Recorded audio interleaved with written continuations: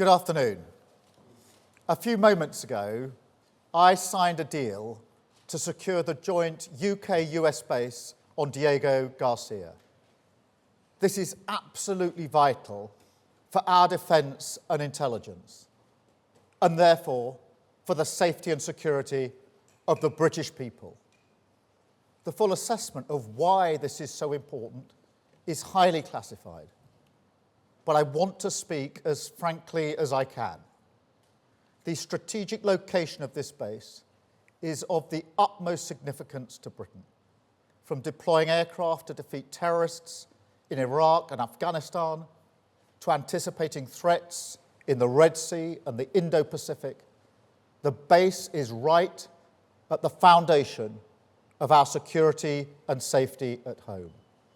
It has helped us to disrupt threats to the UK, to support counter-terror operations against Islamic State, and to reduce the risk to brave British and American servicemen and servicewomen. The base will help protect the safe passage of our carrier strike group as it goes through the Middle East. It enables rapid deployment across the Middle East, East Africa, and South Asia. It helps combat some of the most challenging threats that we face, including from terrorism and hostile states. And its location creates a real military advantage across the Indo-Pacific. The base gives the UK and the US access to unique and vital capabilities which benefit us directly. Many of these capabilities are secret, but they include airfield and deep water port facilities, facilities that support the worldwide operation of GPS and the monitoring of objects in the Earth's orbit, and equipment to monitor the Nuclear Test Ban Treaty.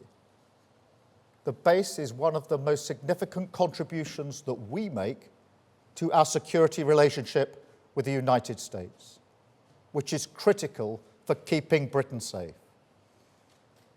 Almost everything we do from the base is in partnership with the US. President Trump has welcomed the deal along with other allies because they see the strategic importance of this base and that we cannot cede the ground to others who would seek to do us harm. And let me be clear, we had to act now because the base was under threat. The courts have already made decisions which undermine our position. And if Mauritius took us to court again, which they certainly would have, the UK's long-standing legal view is that we would not have a realistic prospect of success and would likely face provisional measures orders within a matter of weeks. But this is not just about international law. It's about the operation of the base. Even if we choose to ignore judgments made against us, international organisations and other countries would act on them, and that would undermine the operation of the base, causing us to lose this unique capability. One example of this is the electromagnetic spectrum. Countries have the right to manage this spectrum as they wish within their borders, a right that's recognised in regulations and overseen in the International Telecommunication Union. The use of the spectrum is key to understand and anticipate those who seek to do us harm.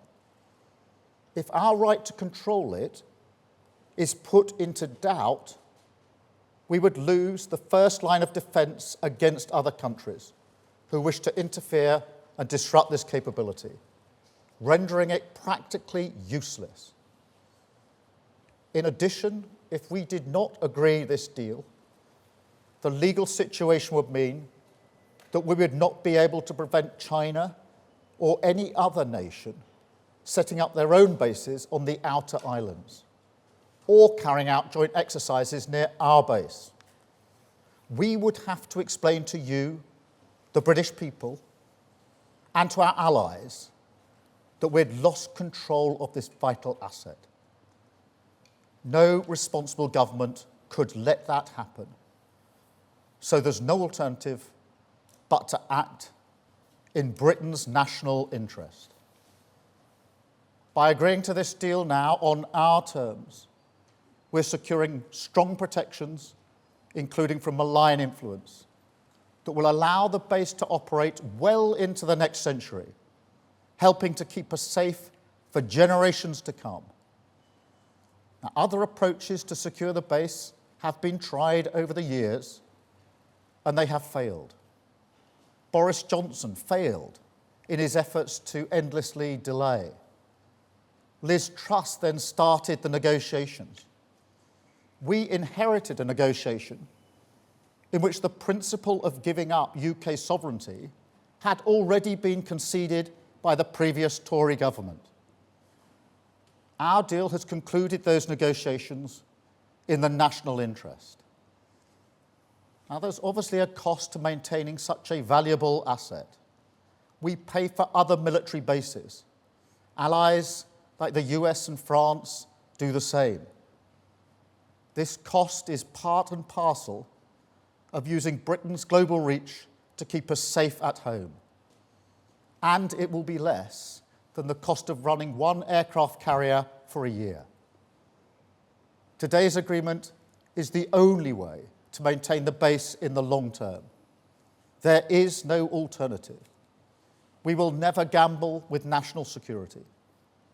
So we have acted to secure our national interest, to strengthen our national security, and to protect the British people for many years to come.